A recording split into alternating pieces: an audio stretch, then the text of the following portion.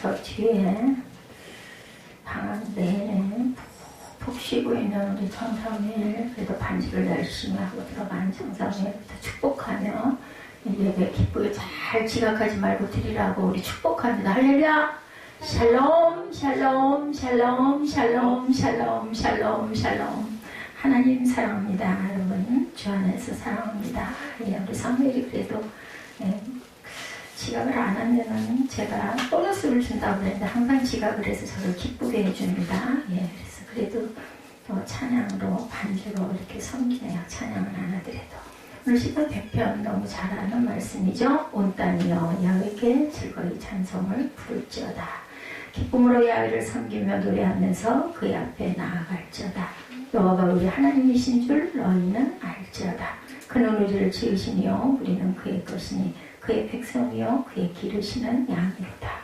감사함으로 그의 문에 들어가며 찬송함으로 그의 궁전에 들어가서 그에게 감사하며 그 이름을 송축할지어다. 여러분들 오늘 감사함으로 예배 나오신 줄로 믿습니다.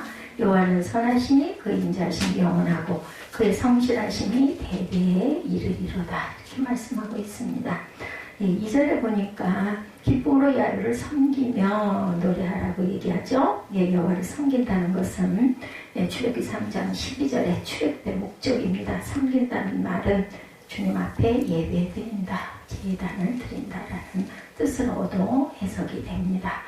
하나님의 말씀은 아는 것이 중요한 것이 아니죠. 아는 건 물론 당연히 알아야 되고 그대로 사는 삶이 중요합니다. 그래서 우리가 늘 그런 얘기 많이 하죠. 삶이 예배가 되게 하여 주옵소서. 아멘입니다. 그렇다면 예배부터 하나님의 말씀대로 드려야 되겠죠. 완성을 지르며 기쁨으로 하나님께 나아가야 합니다.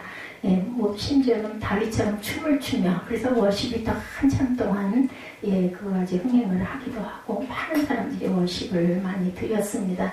다윗이 엉덩이 바지가 벗겨지는 줄도 모르고 춤을 췄어요. 그죠? 언약궤를 옮기면서. 그러나 실제 주일 예배 드리는 많은 성도들의 마음이 그렇지가 못해서 굉장히 안타깝고 아쉽습니다.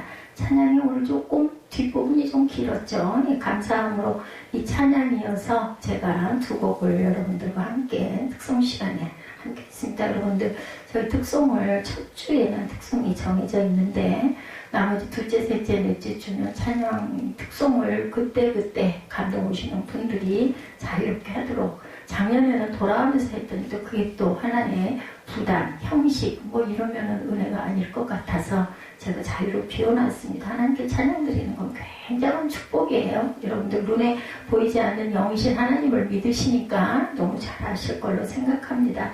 꼭 소리가 좋고 노래를 잘해서 드리는 게 아니죠. 마음의 고백입니다. 여러분들 주님 앞에 특송 많이 드리시기 바랍니다. 자, 우리가 환호성과 기쁨과 이런 마음을 가지고 덩실덩실 춤을 추지는 못하더라도 그래서 청년 예배 같은 때는 막 뛰면서 춤추면서 그죠? 소리치면서 이렇게 찬양 예배 많이들 하죠. 환호성과 기쁨이 있어야 되는데 그렇지 못할 때가 너무나 많다. 너무나 토요일까지 주 5일 근무제가 됐지만 그렇지 않은 분들도 많으세요. 그래서 하루 좀 쉬고 싶은데 늦잠도 좀 자고 싶은데 예배 드리려고 나오려고 하면 여러 가지 그죠? 교통 거리가 있는 분들도 계시고 또 일찍 집안일도 정리해야 되고 하다 보니까 번거로우시죠. 그래서 교회 나오려면 되게 무거운 마음으로 좀 불편한 심경이 돼서 나오실 때도 있어요. 항상 그렇진 않지만 그렇지만 우리는 기쁨과 환호성으로 하나님께 오늘은 하나님의 날이죠. 로드스데이입니다. 그래서 우리는 그렇게 기쁨으로 주님께 환호성을 지르는 마음을 가지고 예배를 드려야 되겠고 사춘기 자녀들 여러분들 알아보시면 어때요? 자녀들이 사춘기가 되면 우리 아들도 안 그랬는데 아주 표정이 아주 굳어지고 근엄해지고 때로는 딱딱해지고 위험이 있어집니다. 아빠보다도 더해요. 아빠보다 더 한 몇 술 더, 한 10숟갈 더 뜨는 것 같습니다. 무슨 말을 해도 단답형이죠. 아니야, 몰라. 딱 그게 답이에요. 여러분들 어떠세요? 참 말할 기분이 안 나요. 제가 어젯밤에도 사무엘아 집에 좀 가서 우리 샤워하고 올까 그랬어요. 그랬더니 단박에 하는 말이 어떻게 갔잖아. 갔다 왔잖아. 하고 소리를 지르더라고요. 그래서 내가 좀 하고 나니까 몸이 너무 좋더라. 느낌이 잠깐이었지만 어제 뭐 여러 가지 건강한 일이 많아서 그제 내가 가슴도 편하게 뭐 한 5분도 못 누워 있었지만 물을 조금 받아가지고 누워 보니까 너무나 좋아서 얘기를 했더니 아니라고 할 거 뻔히 알면서도 밤에 깜깜한데 혼자 가기도 좀 그렇고 가기를 좀 시켜가지고 오면 좋을 것 같아서 교회에는 샤워가 안 돼 있기 때문에 얘기를 했더니 그래서 혼자 갈등을 하다가 참자 하고 냉수건으로 제가 좀 닦고 말았습니다. 아이들 요즘에 이래요. 아니 몰라 뭐 요자 붙이면 감사하죠. 그나마 딱 그냥 말도 반토막 말로 이런 말 많이 합니다. 않으면 근데 저희 아들은 그렇지는 않은 것 같아요. 그냥 너무 딱딱하고 너무 싫어하죠. 다 밀어내죠. 이렇게 밀어낸다면서 이렇게 밀어내죠. 아직 제 아들은 그렇지는 않습니다. 하나님의 눈에 예배하는 우리가 그렇게 보이면 어떻게 할까? 제가 그런 생각을 한번 해봤습니다. 스티브 브라운 교수가 하나님을 누리는 기쁨이란 책에서 두 아이를 둔 어느 엄마 이야기를 합니다. 직장에서 퇴근해서 집에 왔더니 둘째 아이가 하루 종일 진창에서 놀았는지 옷과 얼굴이 막 볼 수도 없게 더러워져 있더랍니다. 여러분 상상해보세요. 피곤해가지고 일하고 들어왔는데 애가 엉망진창이 돼가지고 그냥 진탕에 뒷문 자세를 하고 있으면 여러분들 어떠실 것 같아요? 그 아이 엄마가 보고 반갑다고 웃으며 달려 안기는데 더러운 몸을 안아주지 않을 수가 없더랍니다. 그때 생각을 했답니다. 이 엄마의 이야기입니다. 그 교수가 쓴 책에 뻣뻣한 아이보다 더러운 아이를 끌어안는 것이 훨씬 더 쉽더라 이런 생각이 들었다는 거죠. 큰아이는 사춘기인데 그 집 아들이 둘인 것 같아요. 큰아이는 매사에 뻣뻣하고 말도 안 하면 절대로 대답도 안 하고 불만이 가득해서 도대체 내가 이 아들에게 어떻게 해야 될지를 모르겠었다고 합니다. 그런데 이 둘째 아이는 더러움이 타서 더러운 몸을 해가지고 얼굴도 막 볼 수도 없고 옷과 얼굴이 그냥 볼 수도 없는데도 와가지고 엄마 하면서 와가지고 안기니까 글쎄 저 같으면 일단 밀어낼 것 같은데 그 더러운 아이를 안아주면서 그래도 훨씬 낫네 이런 생각을 했대요. 여러분들 탕자 이야기 아시죠? 아버지는 죄짓고 더러워진 아들은 얼마든지 품어줄 수가 있었던 거죠. 그러나 뻣뻣한 아들은 품어주기가 어렵다. 그 집에 탕자 이야기에 어떤 아들이 뻣뻣했어요? 큰아들이 뻣뻣했죠. 큰아들은 아버지 모시고 있고 농사도 잘 짓는 그런 아들, 표면적으로는 그렇지만 마음속에서는 불만이 가득한 아들이었죠. 그렇기 때문에 오히려 작은 아들을 아버지는 막 달려가서 안아주는 그런 모습. 큰아들은 이해를 못하죠. 도대체 그 자식이 뭘 잘했다고 잔치까지 하느냐 볼멘 소리를 하죠. 하나님의 마음이 그러신 것 같아요. 달겨드는. 우리가 오히려 뭐 좀 준비가 되지 않았어 어설프다 하더라도 달려가서 하나님을 끌어안는 듯한 그런 예배를 여러분들 드리시기 바랍니다.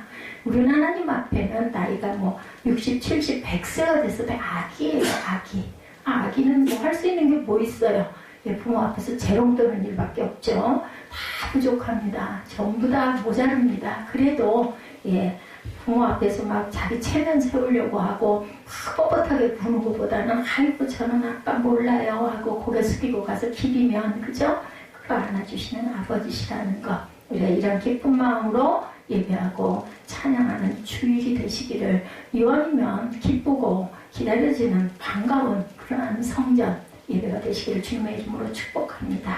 제가 요즘에 여러분들에게 전해드리는 이 시편 말씀은 새벽 예배 때 은혜가 많아서 너무 기뻐서 정말 제가 혼자 이렇게 예배드리기에는 너무너무나 안타깝다. 주일날 나오시는 분들과 같이 나누고 싶다 여겨가지고 뭐 중복이 돼도 그런 거 상관하지 않고 함께 나눕니다. 제가 100편은 설교문을 따로 또 만들었었어요. 만들다 보니까 너무나 할 말이 많아가지고 장장은 15편 페이지가 넘는 페이지여서 20편, 100편은 6페이지입니다. 그걸 가지고 엄청 갈등을 했어요. 주보는 3주일 전에 이미 나와 있는데 뭐 잠깐 바꾸면 되죠. 수고를 해도 뭐 그게 중요한 게 아니라 그래도 저는 우리 집사님들, 우리 세기교회 성도님들 짧고 액기스 있는 간결한 그런 말씀 듣기를 더 사모하시겠지. 뭐 신학적으로 아니면 여러 가지 그 깊이 있는 그런 말씀보다는 오히려 감동, 그죠? 기쁜 그런 예배가 더 좋아하시겠지라는 마음이 와서 제가 그 말씀을 그냥 들고 제가 올라왔습니다. 주님을 바라보는 눈이 뜨이면서 우리 모두는, 저는 더더군다나입니다. 제가 이 자리에 서 있는 건 여러분을 위한 게 아니라 제 자신이 변화되기 위해서 서 있구나라는 생각을 참 많이 합니다. 하나님 저를 엄청 사랑하시는 것 같아요. 또 그대로 있다가는 천국도 제대로 못 가겠구나 하고, 제 몸이 이렇게 약해질 걸 아시고 제가 뭘 하겠어요. 그죠? 하나님 말씀 여러분들에게 전해야 되고 증거해야 되니까 게으르면서도 그래도 또 준비도 하고, 준비하다가 보면은 깨달아지기도 하고 입술로 또 여러분에게 고백하면서 제가 듣습니다. 그래서 제가 은혜를 받기 때문에 하나님께서 이렇게 저를 세워놓으신 줄로 믿습니다. 저는 여러분들보다 훨씬 못해요. 훨씬 부족합니다. 여러분들 나이 때 저는 아주 하늘이 높은 줄 모르고, 그죠? 굉장히 교만했던 저예요. 누가 그러더라고요. 다 목회자가 돼도 이한나는 절대 목회자가 안 될 줄 알았는데 이게 무슨 기적이냐고. 하나님께서는 이렇게 말도 안 되는 사람을 붙드시죠. 세우시죠. 근데 마음 안에 뿌리가 있으면 돼요. 여러분들 마음 안에 하나님을 인정하고 사랑하는 마음, 그걸 꼭 보시는 것 같습니다. 너는 왜 내 앞에만 나오면 그렇게 환한 얼굴을 하니? 이런 그 감동이 왔다 그래요. 어떤 분이 주님을 바라보는 눈이 뜨이면서 어떤 목사님이 이런 감동을 깨달았다고 하고, 너는 왜 내 앞에만 오면 잔뜩 화가 난 얼굴을 하고 서 있니? 아마 근엄한 목사님이었던 것 같은데 이분이 이걸 느꼈다고 합니다. 예배드리는 우리의 겉모습과 경건해 보이는 그런 모습이 자칫 하나님이 보시기에는 하나님 앞에서 왜 이렇게 너 화가 났니? 춤을 춰라. 그죠? 오늘 말씀이 너 춤춰라, 기뻐해라, 찬양해라 이렇게 말씀하고 계십니다. 시편 기자가 말하는 예배는 춤을 추는 것, 다윗은 정말 그렇게 했죠. 그걸 근데 하나에서 하신 거 한 건 아닌 것 같아. 다시 너무 기뻐가지고 언약궤가 자기 다윗성으로 옮겨오는 과정에서 한편으로는 한 번 실패했죠. 오베데돔의 집에 또 완치하는 그런 사건, 우사가 그 언약궤를 만지는 바람에 그만 축사를 하는 바람에 너무나 놀래가지고 오베데돔의 집에 놔뒀더니 정말 그 집에 그렇게 하나님 축복을 들어 부으시는 걸 보고 아유 언약궤 옮겨야 되겠다 이 마음이 들어가지고 하면서 막 한 가지를 하나님의 말씀대로 했죠. 그대로 그 수레에다 하지 않고 어깨에다가 제사장들이 메고 그렇게 해서 옮겨오면서 한 발짝을 뛸 때마다 예배를 하고 춤을 추고 찬양을 하고 그런 모습이 나와 있습니다. 자, 우리가 예배로 갈 때 그런 분들 안 계실 거예요. 우리 교회에 춤추러 가자 이런 분들은 아마 안 계실 겁니다. 어떻게 하면 기쁨의 기적을 하나님께 올려드릴 수 있을까? 우리가 기쁨의 예배를 드릴 수 있을까? 하나님 앞에서 춤추는 그런 심정으로 드리는 예배, 자유롭고 기쁘게, 절도가 없거나 소란스러우라는 이야기가 아닙니다. 너무 기뻐서 어떠셨는지 모르지만 저는 마지막에 감사함으로 찬양 주고 갈 때 막 어깨춤이 나올 정도로 그렇게 기뻤습니다. 이런 마음으로 우리가 예배할 줄로 믿습니다. 특별히 예배 시간에는 절대로 다른 생각, 다른 일 하지 마시고 주님 말씀에만 집중해 주세요. 그래봐야 30분에서 40분이거든요. 길어야 오늘은 아마 그보다 더 짧을 겁니다. 이런 예배, 마음의 기쁨의 기적이 일어난 사람만 드릴 수 있는 예배, 하나님 앞에 나를 기쁘게 춤추려고 왔어. 이런 마음. 어떻게 하면 기쁨의 기적이 일어나는 것일까? 너는 주님이 하나님이심을 알아라 라고 말씀합니다. 하나님은 그가 우리를 3절에 보니까 지으셨으니 우리는 그의 것이요 그의 백성이요 그가 기르시는 양이로다. 이렇게 고백을 하죠. 주님이 우리 하나님이심이고 우리는 그의 백성이고 그의 양임을 분명히 알게 될 때 들어서 아는 것이 아니라 정말 하나님을 만나서 우리 마음 안에 감동이 와서 알게 될 때 우리 안에서 환경과 상황에 관계없이 즐거움과 기쁨의 기적이 일어납니다. 여러분들 상황은 하나도 안 변했는데 어떠세요? 예배드리고 나서 그래 하나님 살아계셔. 나한테 이렇게 감동을 주시네. 이런 마음 드신 분들 아마 다 계실 거예요. 그랬을 때 마음이 어때요? 아무것도 변한 건 없어. 앞이 캄캄해. 문제들은 산적해 있는데도 기쁘죠. 하나님이 분명히 이루실 거야. 도대체 뭐 왜 쉬운 얘기로 뭐 나를 뭐 영혼들을 이렇게 힘들게 하시겠어? 죽이시겠어? 이런 얘기하죠. 어느 날 장애를 가진 여성도님이 편지를 보내오셨다 합니다. 그분은 장애로 인해서 심한 우울증을 앓고 계셨대요. 주님, 제가 주님을 원망했습니다. 제가 왜 장애인 가정에서 태어났는지 주님을 원망했습니다. 저희 가정 형편을 기준으로 하나님의 사랑과 존재를 판단했습니다. 저는 세상을 자녀와 비자매라는 기준 하나로 나누고 그것으로 하나님이 사랑하신다 안 하신다 이렇게 판단했습니다. 우리가 장애를 갖다 보면 이런 원망 나올 수 있을 것 같아요. 그죠? 근데 저는 원망을 못합니다. 제가 절제하지 않고 내 몸을 너무 그죠? 혹스다를 해버리고 운동을 너무 지나치게 많이 하고 그러다 보니까 제 요추가 이렇게 됐지 하나님께 죄송하죠. 성전인데 거룩한 성전인데 지금 한참 말씀 잘 전하고 많은 사역을 감당해야 되고 하는데 몸으로 인해서 불편으로 인해서 누워 쉴 때가 너무나 많다 보니까 제가 알죠. 오늘 갈라디아서 말씀을 일부 예배 때 나누면서 바울이 그러죠. 나는 정말 하나님께 정말 내가 몸으로 헌신을 엄청 많이 했다. 너희들보다 훨씬 더 많이 하나님께 내가 섬겼다라고 고백하는 그 본문을 읽으면서 정말 그렇죠. 그 어떻게 보면 교만하다고 느낄 수 있지만 여러분들 아마 다 인정하실 거예요. 교회가 세워지는 기틀을 바울이 만들었고 석신서도 엄청 많이 썼죠. 그만큼 감옥에 갇혀서도 교회들을 그렇게 사랑하는 마음이 있었던 그분은 그럴 수 있을 것이다. 그런데 정말 거기에 비춰보니 나는 너무나 부끄럽구나 이런 생각을 했습니다. 여러분들은 앞으로 가실 길이 굉장히 길어요. 그렇기 때문에 하나님께 정말 기쁨으로 섬길 수 있는 주변을 섬기고 하나님께 영광 돌리고 그런 그 섬김의 종들이 다 되시기 바랍니다. 화목하고 온전한 가정 안에 태어난 사람만 하나님께서 사랑하시는 증거라고 그분은 믿었다고 그래요. 이 장애인분이 편지 보내온 내용입니다. 정말 궁금했답니다. 왜 저 같은 장애를 저에게 왜 이런 장애를 주셨습니까? 근데 저는 이런 말을 못한다는 얘기를 하다 보니 말이 옆으로 조금 나갔는데 당신이 내 창조주가 맞습니까? 삶의 주관자가 맞습니까? 줄기게 막 따졌대요. 도대체 왜 나에게 이런 고통을 주셨습니까? 당신이 날 사랑하는 게 맞습니까? 네, 어느 날 제 아들이 그럼 왜 낳았어? 이래가지고 제가 엄청 시험이 들었는데 이분도 왜 날 만들었습니까? 이렇게 하나님께 따졌다고 합니다. 그분이 이렇게 주님을 원망하고 자신의 삶을 저주하고 세상을 저주했을 때 우연히 눈으로 보는 현실과 믿음으로 보는 진실이라는 제목의 어떤 책자를 보게 됐대요. 그러면서 너무너무 거기서 깨닫는 게 많았다. 아마 이 목사님이 지은 저서 중에 나와 있는 내용이었던 것 같습니다. 그동안 원망의 제목이었던 부분이 하나님의 은혜였음을 깨닫게 되었다. 이런 편지를 보내오는 그런 그 성도가 계셨다고 합니다. 하나님께서 사랑이 없으셔서 이 세상에 차별과 고통, 전쟁과 굶주림, 미움과 살인이 일어나지 않은 것임을 알았습니다. 깨달은 거예요.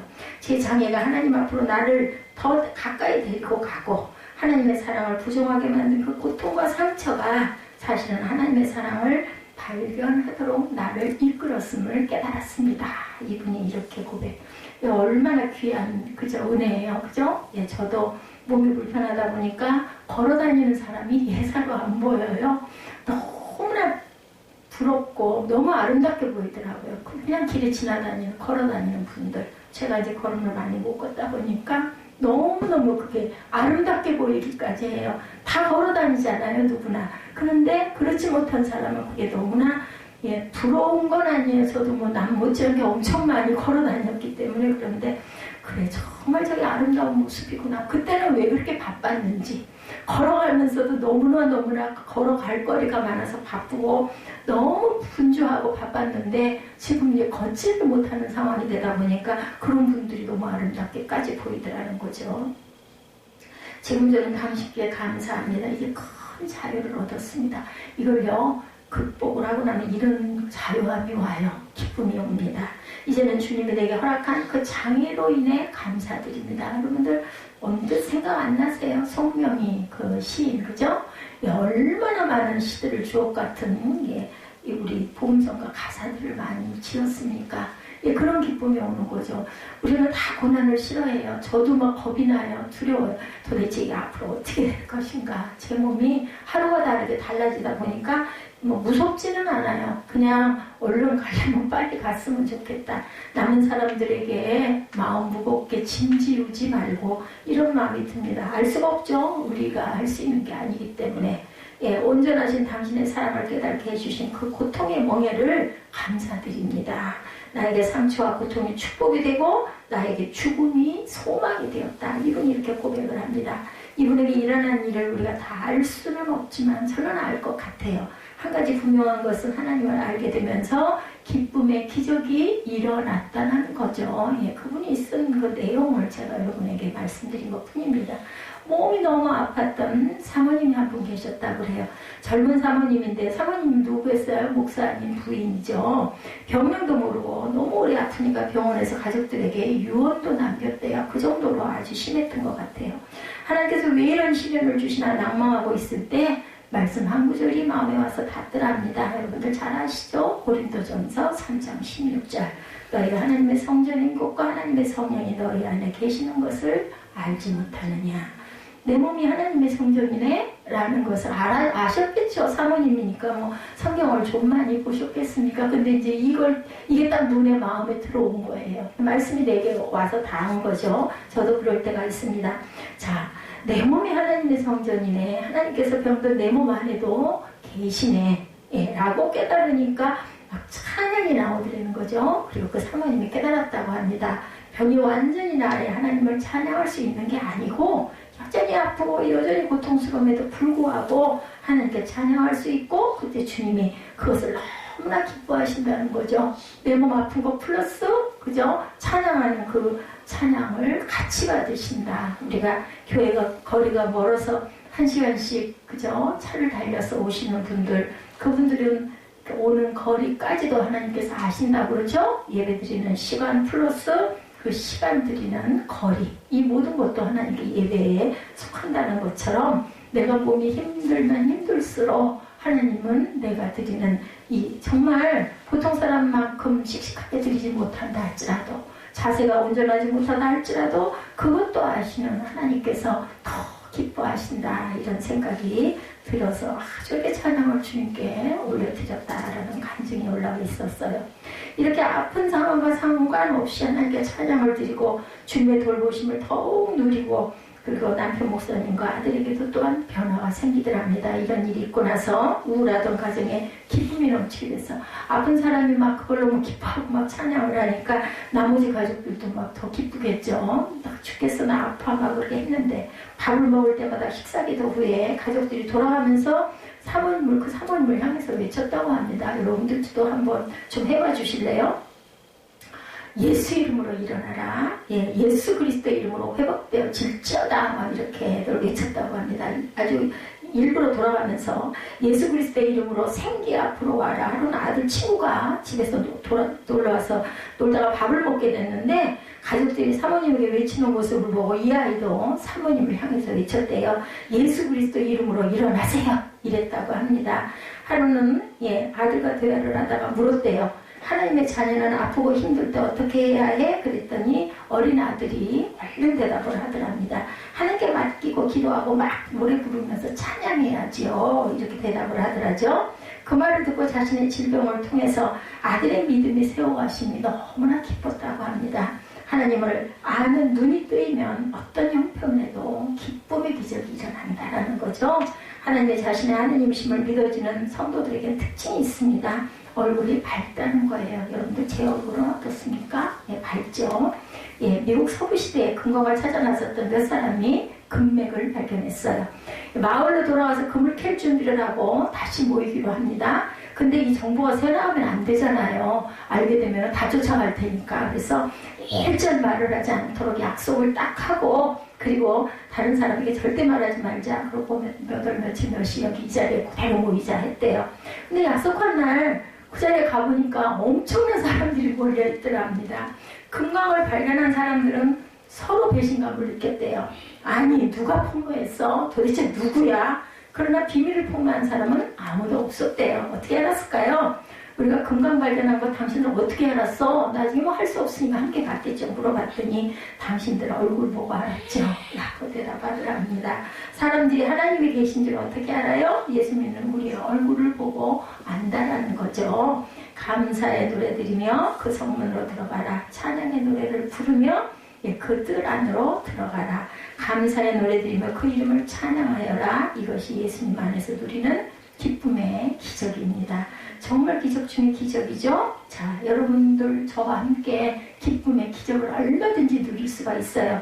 맛있는 음식이 없어도 아무 상관이 없죠. 기쁨의 기적은 예배에 열심히 참석하고 또 그리고 말씀을 열심히 묵상하고 찬양 열심히 하시면 그러면은 기쁨의 기적은 일어납니다. 내 마음에서 우러나는 찬양, 내 마음에서 우러나서 보는 성경 한 줄, 이것이 기쁨의 기적의 그 삼모체라는 것을 여러분들 아시기 바랍니다.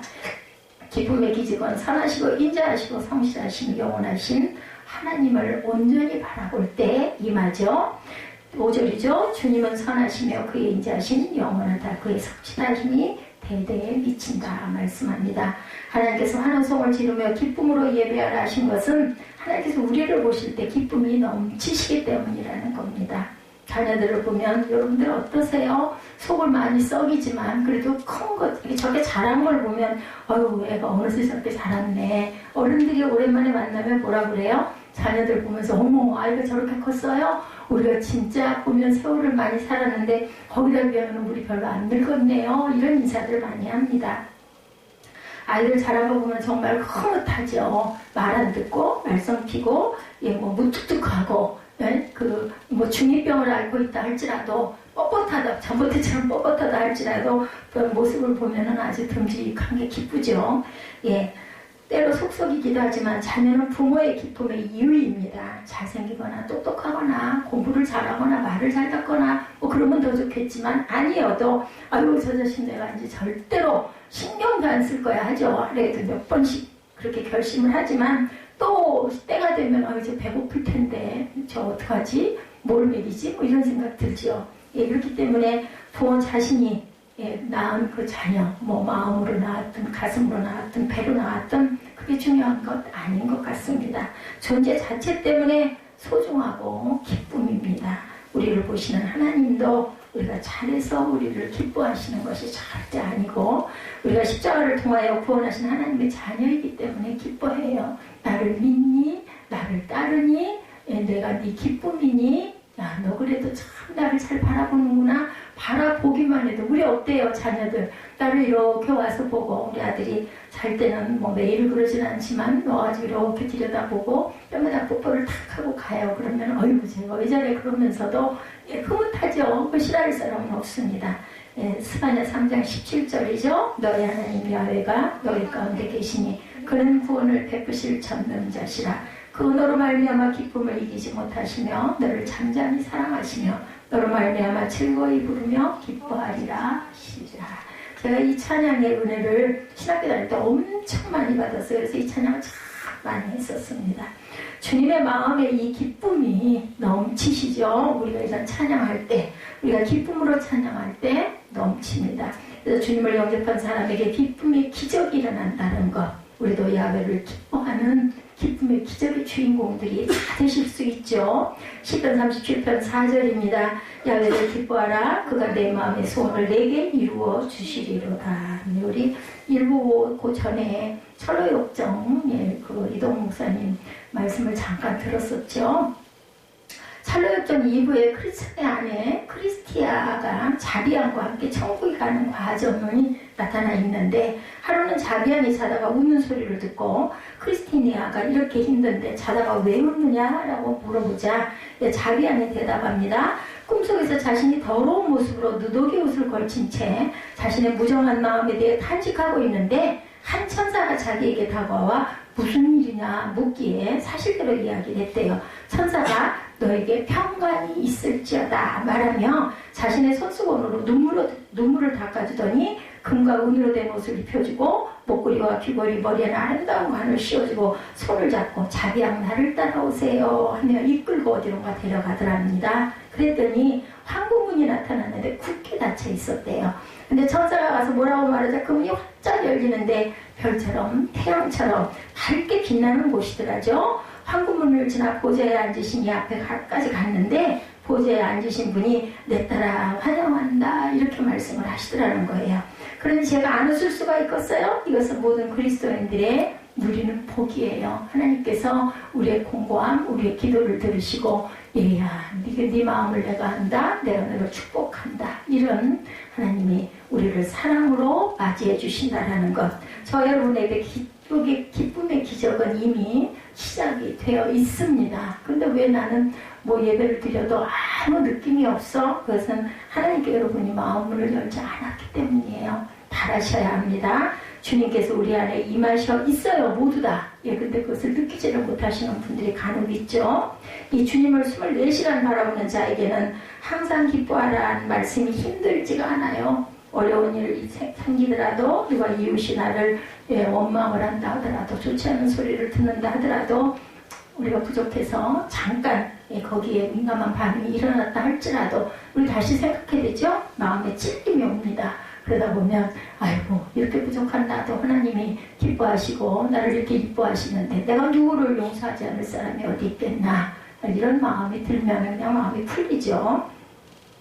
주님을 24시간 바라보는 자에게는 항상 기뻐라는 말씀이 힘이 들지 않습니다. 기쁨의 기적은 희미하신 주님의 분명한 주님으로 바라보일 때 이루어집니다. 우리의 삶에 가장 힘들 때 중 하나가 어떤 분들은 남자분들은 군에 가죠. 지금 제 아들도 이제 자라다 보니까 그 생각이 나다 보니 여기 가서 저렇게 게으른 애가 어떻게 군복무를 할까 얼마나 힘이 들까 그게 염려가 돼요. 그런데 군목에 임관을 하지 못하고 집으로 돌아온 어떤 그분이 말씀을 하시는데 목발을 짚고 다니면서 일할 교회를 찾아다녔다고 그래요. 아마 몸이 굉장히 불편하셨던 것 같아요. 한 달이 지나고 2달이 지나도 써줄 교회가 없었다고 합니다. 그랬을 겁니다. 그리고 석 달 동안 기도만 하면서 저희가 와서 일하는 교회로부터 전화 오기를 기다렸대요. 굉장히 힘든 시간이었겠죠? 아마 전화기만 바라보고 있었다면 아마 이분은 시험에 들었을 건데 다시 뛰쳐나가 사람들에게 부탁하러 돌아다녔을 것인데 그는 시간이 지날수록 마음이 평안해지고 감사가 나오고 기뻤답니다. 이분이 성경을 보았기 때문이래요. 앉아있으면서 기다리는 동안 군목 일을 하는 사람이었으니까 얼마나 하나님 말씀을 사모했겠어요. 되지 않으니 더더군다나 기도했겠죠. 기도에 대한 말씀을 찾아 읽으려 하다가 혼자서 성경 공부에 그만 푹 빠져버렸대요. 이분이 말씀으로 하나님께서 저에게 말씀하셨고 함께 하셨고 은혜를 부어주셨다고 합니다. 저도 새벽열 예배 통해서 제가 은혜를 많이 받습니다. 그러자 이런 시간이 끊을 것이 아쉽더라는 거죠. 이분이 하나님을 바라보는 눈이 뜨이면 기쁠 수 없는 상황에서도 이렇게 기뻐하게 됩니다. 현실은 전혀 아닌데 결국 3개월 뒤 하나님의 강권하심으로 어느 교회 부목사님으로 부임을 해서 기분이 충만하게 많은 섬김을 하셨다라는 이런 얘기. 그때 성경 공부한 것이 예수님의 사람 제자 훈련 책을 쓰는 기초가 되었다. 이런 이야기를 하십니다.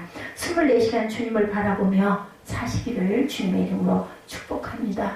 잠도 안 자. 네, 여러분들 항상 기도하라. 그게 무슨 말씀의 뜻인지 여러분들 아시죠? 마음 안에 항상 하나님을 바라보고 소원하면서 내 중심을 하나님 앞에 뒀을 때 우리는 쉬지 않고 기도하는 귀한 자녀들이 될 줄로 믿습니다.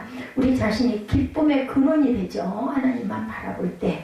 고린도전서 3장 16절, 스바냐 3장 17절, 시편 37편 4절, 요한복음 7장 38절 우리 주보에 나와 있죠. 우리 한 번씩 같이 합독하고 결단 찬양하십시다. 너희가 하나님의 성전인 것과 하나님의 성령이 너희 안에 계시는 것을 알지 못하느냐. 너희 하나님 여호와가 너희 가운데 계시니 그는 구원을 베푸실 전능자시라. 그가 너로 말미암아 기쁨을 이기지 못하시며 너를 잠잠히 사랑하시며 너로 말미암아 즐거이 부르며 기뻐하시리라 하리라. 또 야훼를 기뻐하라. 그가 내 마음의 소원을 내게 이루어 주시리로다. 나를 믿는 자는 성경의 이름같이 그 배에서 생수의 강이 흘러나오리라. 예수님의 이 말씀이 여러분 안에 그대로 이루어지기를 주님의 이름으로 축복합니다. 우리 너희 하나님 야훼가 이 찬양 결단으로 하시면서 기도합니다.